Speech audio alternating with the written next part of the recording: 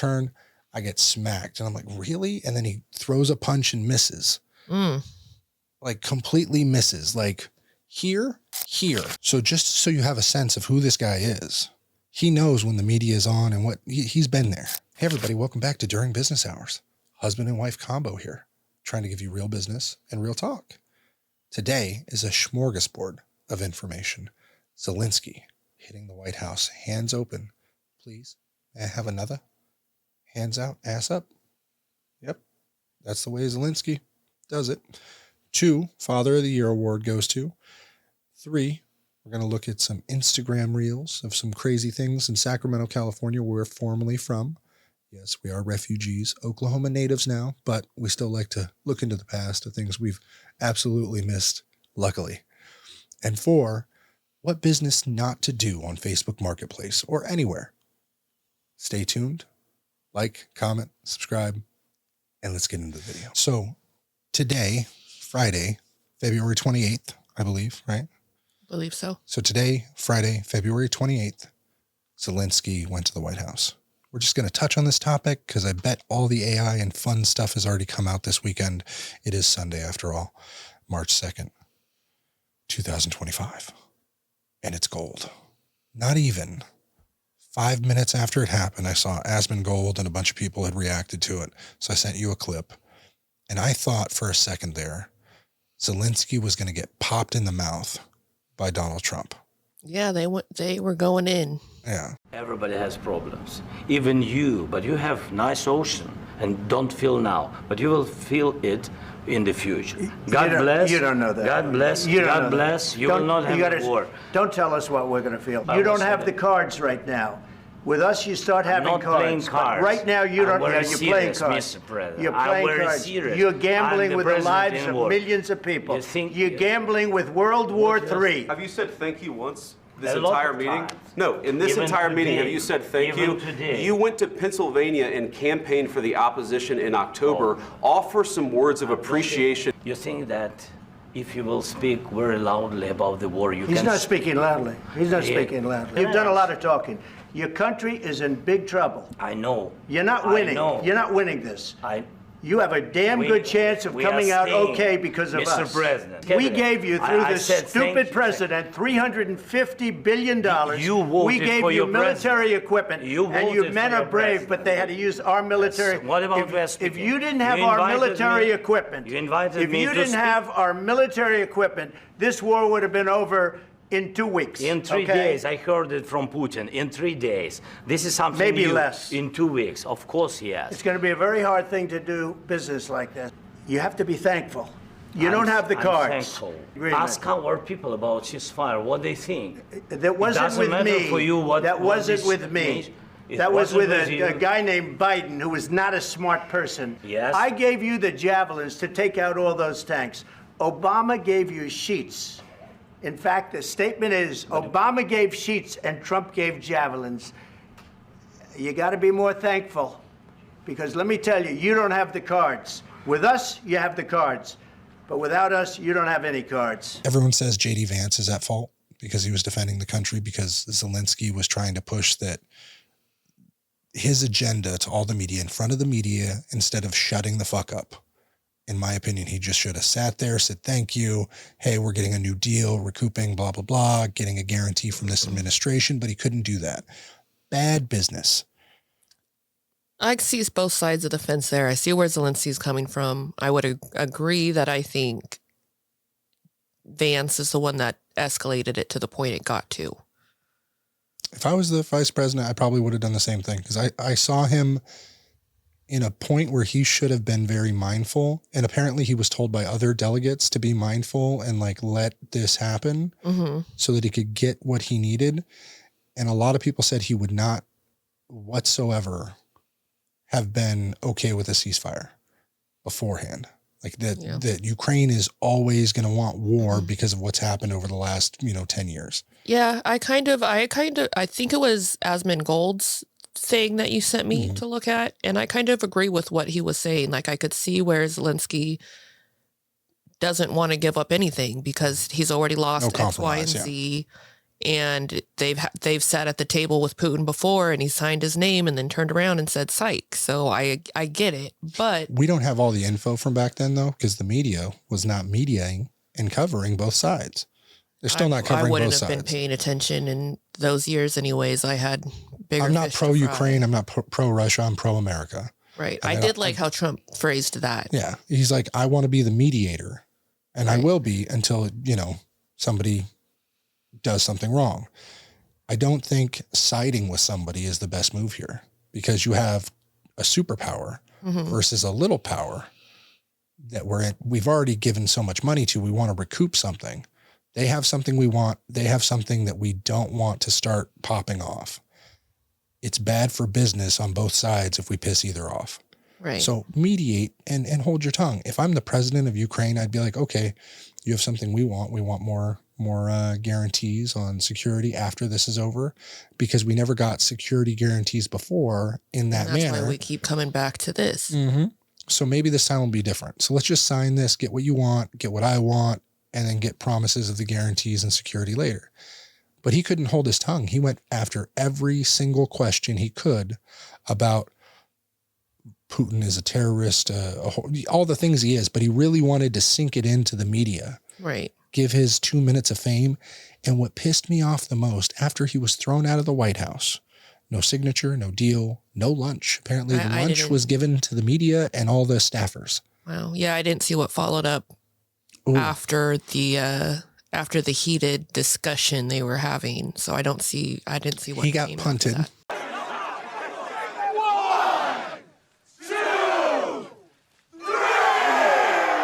My name is Volodymyr Zelensky. You're probably wondering how I got here. This is a man in show business. He was lifelong show business in Ukraine. He was an actor. Mm-hmm. He was a comedian. He was a singer. A little of the persuasion, singer. Play this clip.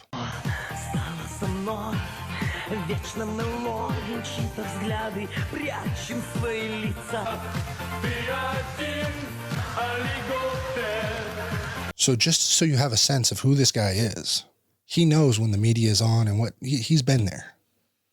And so he gets kicked out and told to leave, and him and his little entourage pile into the car and handle their little business, and like the birds,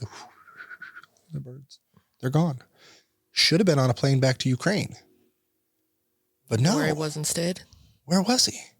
He was on Twitter for 2 or 3 hours. No. First thing he did was go straight to a news station and do a one-on-one interview. And still refused to apologize and take the L. You're in America. He's like, oh, I appreciate Americans, and they have our supports from 1 and the 3 years and all the help and support they give us till now. It's not still coming. We're not still giving them support. Really pissed me off. And it just left dude, if all the nasty things you've done on television or to get where you are, you couldn't have just said, you know what, I'm sorry. I got my point across still, and the media will still talk about it. You know what, I'm sorry. I would have said sorry and been like, oh, can I please still have my lunch? It's the White House. I would love to get a tour. Oh, maybe he's been there a lot. Maybe he knows what under the Resolute desk looks like. Lewinsky style. Who knows? The Biden administration was very, very weird. Mm-hmm. He's been there a lot. And as J.D. Vance said, he had spent time in Pennsylvania campaigning for Kamala Harris, which was really weird that a foreign, president in active war would campaign for a vice president seeking election to presidency. Right. Which I always thought was kind of like, okay, well, they bought him. You don't know what way the cookie's going to crumble at that point, and you have a whole country to worry about. It's just bad business, because even if I was in negotiations with somebody about buying their inventory or buying their store or something. Well, it's like how people were trying to entice Trump to speak negatively about Putin. And he was like, look, I don't want to do that because I got to sit down with Putin too. So what? He's going to see me saying all these bad things about him, and then there's going to be no discussion to be had. It's just like, you have something I want. Don't say something negative. Right. You know what I mean? Or as we always say, we don't speak negatively about each other because we have to sleep together or want to. Or what's the golden rule? You ain't got something nice to say. Yeah, don't say it at all. Keep your goddamn mouth shut. Goddamn mouth shut. I saw the most disturbing video, and I want to get your reaction. Oh, good grief. Okay. I won't say anything. Or just I'm already traumatized. Haven't I been through enough? I don't know where the original is, but Oh, I saw this. No, he can play whatever. You can't say that to my son. You can't say. You can't say that one to my son, okay? Okay, bye-bye. okay, how do you feel about that? That's a tough line to walk. Okay, just seeing that video, give me your thoughts on what you saw. And then I'll give you context. I mean, I know the context, though, because I've seen that. The little girl was giving that boy a hard time, and he said, leave my son alone. And she went to, like, mock him in his face. And Well, no, that wasn't the only time he said it. He finally confronted her. yeah, Because that's what you do when he's not big enough to confront her. He's not big enough to really do anything. He is like a 5-year-old versus a 12-year-old. And because of his skin color, she was being mocking him and calling him names and stuff like that. right. And so she completely ignored the parent. Hey, this is my son. Do not speak to my son that way. Right. At that point, you're told by an adult, buck the fuck back. I don't care who you are. Just, hey, there's going to be a consequence. I didn't know what the consequence. I tell the teacher first. Teacher doesn't handle it. Then you tell the parents. Parents don't handle it. Then you handle the parents. Normally. Yeah. I mean, we grew up in a time when if you're at the park and you're acting up, any adult there pretty much had the I got okay smacked. to snatch you up if need be. I got grabbed by the collar a couple times. Greg Kokolka. Right. Fun story for a side piece. I beat the hell out of a kid twice. While I was 14 and he was 17. I was 13 first time. He was 17. Then I was 14. He was 18. Beat him pretty bad. His dad came looking for me and then found out I was 14, then beat the hell out of his son anyway. Right. Funny story. Really happened. But we're in a time now where it's a big problem if you put your hands on somebody else's kid.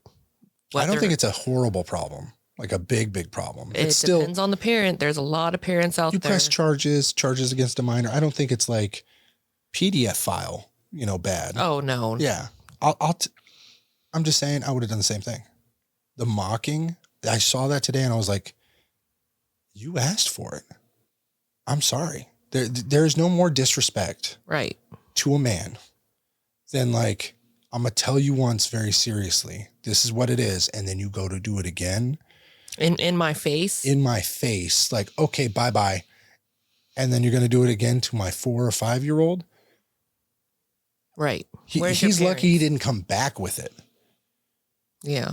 Like both sides. I have to say, I condone what he did. I think she'll think twice before doing that again. She wants to call the cops. Call them. Cry for help. You are now the helpless. How does it feel? Right. Don't be a bully. Like bad things happen to bullies eventually. Yeah. But that was just pied de resistance. Like that man's a hero. Give him a fucking plaque. If he's in jail right now, somebody find out where he's at jail. I will send him commissary.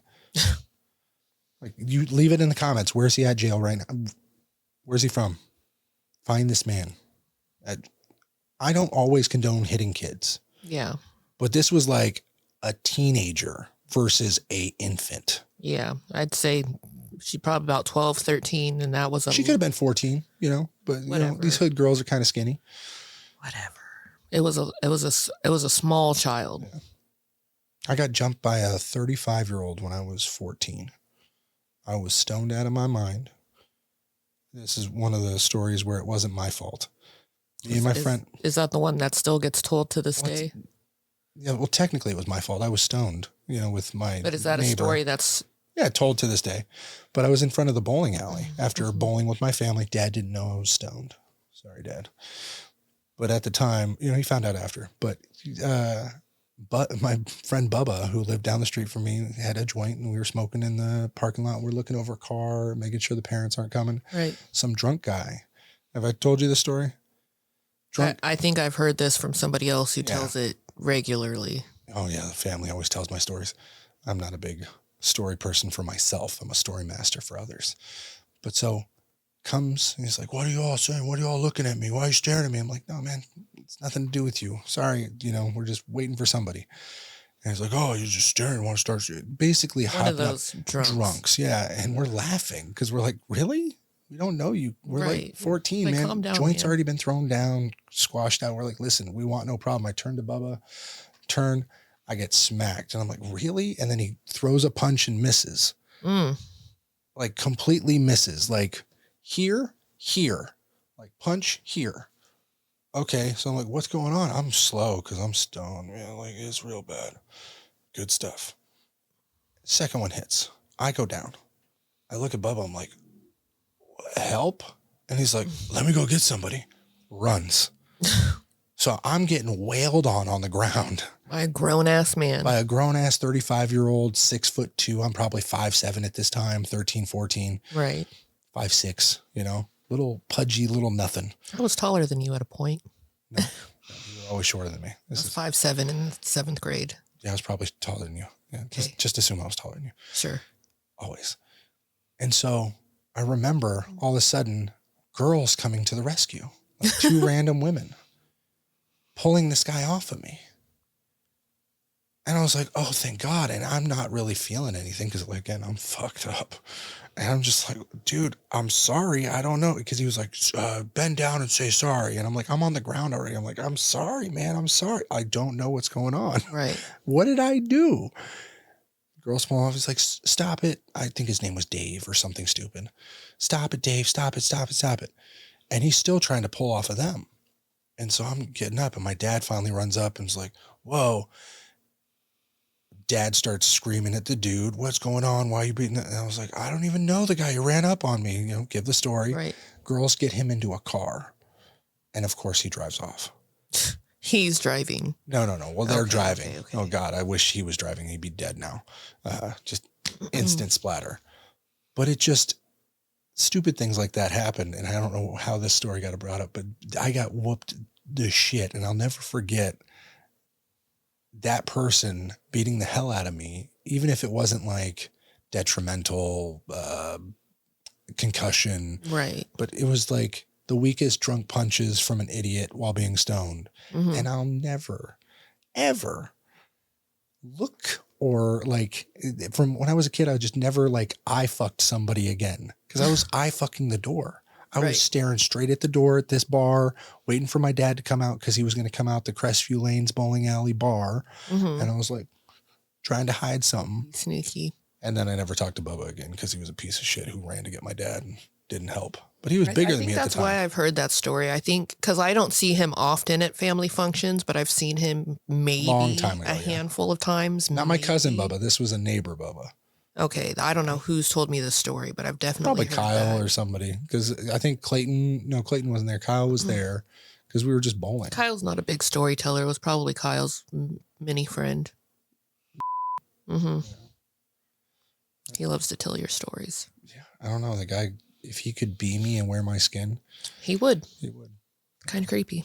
It's he lived in my house in my room while I went to the military. And that was, I don't think I've told the story, but that guy moved into my bedroom, started wearing my clothes, my everything, watches, shoes, all of it. The moment I left for the military at 17. I believe it. Yeah, that's weird. Is that Always been a weirdo to me since. That's just a fucking he had an obsession with me for creeper. several years. And I remember at one point before you and I had ever gotten together, when you had that house or the duplex in North Highlands, I think he was house sitting for you for like a week or a weekend. And I was in Ohio. I lived in Ohio at the time for like those couple of months I was out there. And he was like dead set on getting me on, I guess, Skype back then, which was the video chatting deal. I was like, dude, I don't even have Skype. I'm not going through all the work to get it. I don't care to look at you that much. He probably would have done some pervy Omegle thing. Like if you're nowadays, kids had that Omegle chat where it'd be random, you would get online and talk to a random person. That is dangerous. Don't do that. Do not play Russian roulette with your eyes. I was aged out of that kind of thing before Omegle or whatever became super popular. We had all the horror stories from all the stupid shit Malcolm would do. and like, you know, sleeping with a girl when he's 18 and she's 13. And so you'd get those stories. No, I didn't hear about the truth of that story until many years later. Yeah, but you would get those stories and you would be like, I don't want to do that. It sounds very bad. Yeah. So you learn through their shitty experiences, or trying to sleep with a married woman and then the husband, you know, like. I didn't hear about that till many years after the fact, too. But just all the stupid things he would do. He was like, don't try and wear somebody else's skin. Don't try and live somebody else's life. Don't try and do these other stupid things and then pay your fucking taxes. Yeah. Learn from his mistakes. It's been crazy. So you got Zelensky, you got Dad of the Year. That guy's Dad of the Year, like standing up for his son. That one's deserved.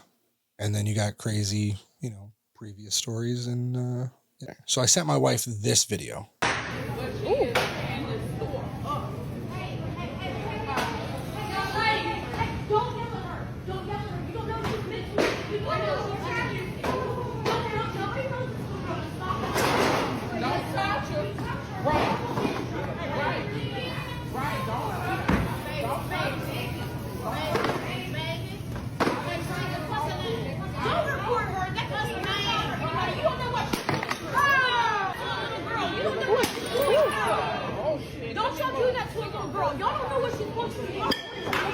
So that girl going crazy in Walmart was in our Sacramento Walmart. Yeah, right around the corner from our house, our old house. Our old house. It happened apparently 2 days ago. Now, some woman in the background of this video is saying, you don't know what she's been through. Which is true. Yeah, true. But you don't know what my products are, you know, going through right now. How much money I'm losing in store inventory. The Martinellis? Dude, what is that, like $12.99 now? Oh, I don't know. That much cost. She shattered 3 bottles. Plus multiple other things. And a lot of meat, steaks. She was stomping on them, books. Looked like she threw some Swiss cake rolls around. Yeah, books of Swiss cake rolls, you know. You know, I think I got some of those in the fridge. She's got a sweet fucking tooth. And the parents were nowhere to be around until the last minute that apparently she grabbed the kid and ran off. But in all that time, where was her parents? I feel like we're becoming a channel that's just reacting to kid content because we have kids. But the amount of money that a store could lose to loss like that is nuts. I would snatch my kid up. Yeah, part of me just wants to react to the dollar store video I showed you a while back of her getting arrested. But from there, there's another video from 916 today. They're a very exciting page. It's never a dull moment in Sacramento. A woman goes off for getting extra peanut butter. I said, sloppy, bitch, you can't hear? You that big, bitch, you can't hear, bitch? Fat bitch, what you talking about? Show you, dumbass. Bitch making $15 an hour acting like she tripping over some peanut butter. Bitch, hurry up.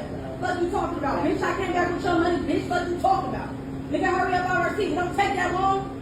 You feel pressure, bitch? You feel pressure? So Jamba Juice is one of my wife's favorite places. Yes. And so we've gotten extra peanut butter before. They do charge for it. Not me. Maybe. I have, yeah. And they do charge for it. And they do make $15, $16 an hour. What's the fucking problem? You just angry because you can't afford $2? It's like $1.50, I think. And it's a pretty big scoop when you get extra peanut butter.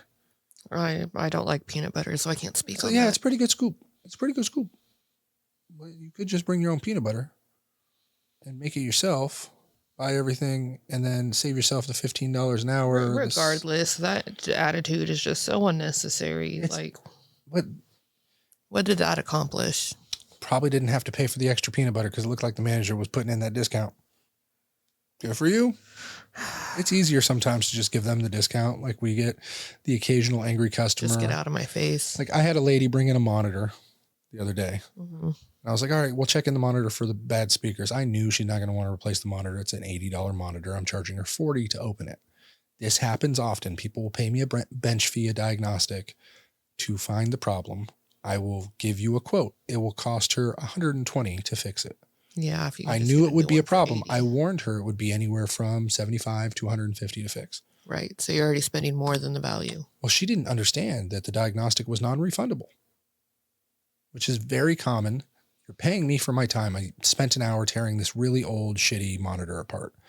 We're talking about the box screens. Yeah, it's very boxy, like 2010 type monitor, HP 27MT, which is like a 27-inch monitor with a raised bezel that you have to pry this bezel off and re-adhere it with glue. Bunch of fun stuff. Yeah, just stupid. And I told her all this, and I was like, if you bring it in, we'll check it in for a diagnostic. I'll get you your issue. If you want to save money on it, if something a loose wire, I can blow out an auxiliary port, test it. No, she spilt something on it, shorted the auxiliary port. It's just corroded. Oh. And I'm like, it's going to be X, Y, and Z, $79 to replace this plus the cleaning. That's where she got her quote. And then she wanted her money back. And I was like, that's never fucking happening. You get your money back when I get that time back. Yeah. Sacramento woman arrested after stealing 2,500 in Stanley cups and leading police on a high-speed chase. Oh, yeah. I saw something like that. There was a woman who got caught doing that. Is there like a black market for Stanley cups? Yes, there are. Oh, my gosh. There is a huge black market for Stanley cups.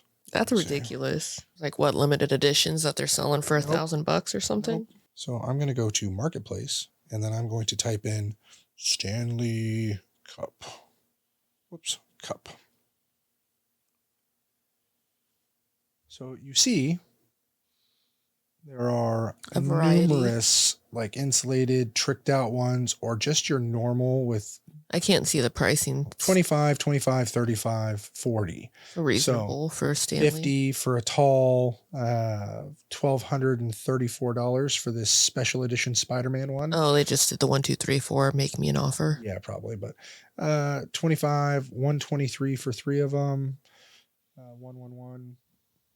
I've seen them for like 50, 60, But yeah, they've got all these special edition ones where they all have the labels on them are fucking stolen.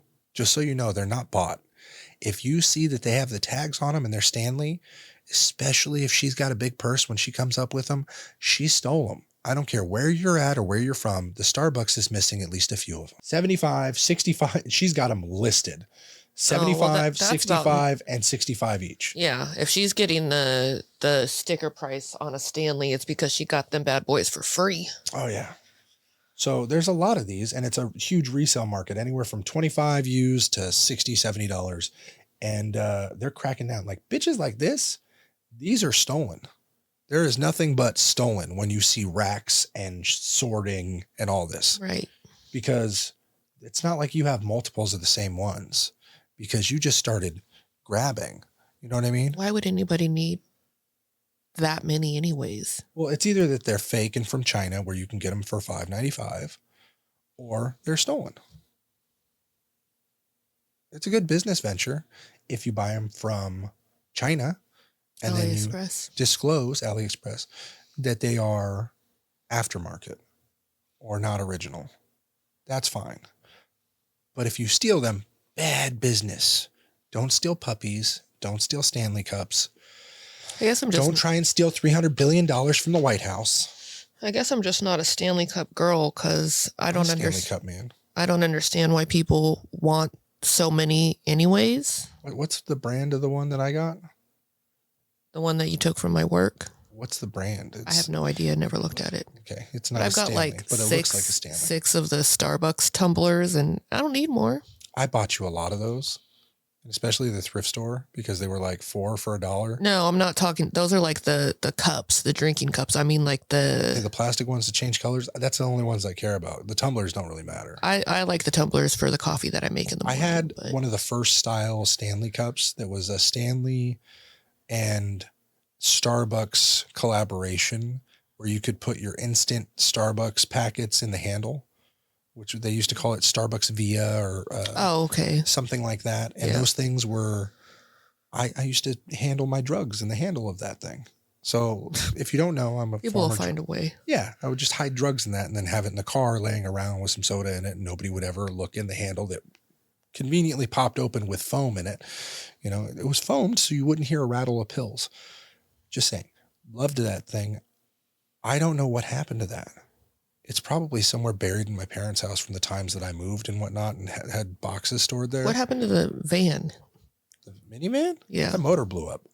So the cup is probably still in the van, wherever the van ended up. It's probably still loaded. It is what it is. And then we'll see you next week on During Business Hours. We appreciate it. Bye. Life can be super happy, life can be super sad. I'm trying super hard to separate the good and bad. I go back to my future just to get to my past. But knowing me, my DeLorean will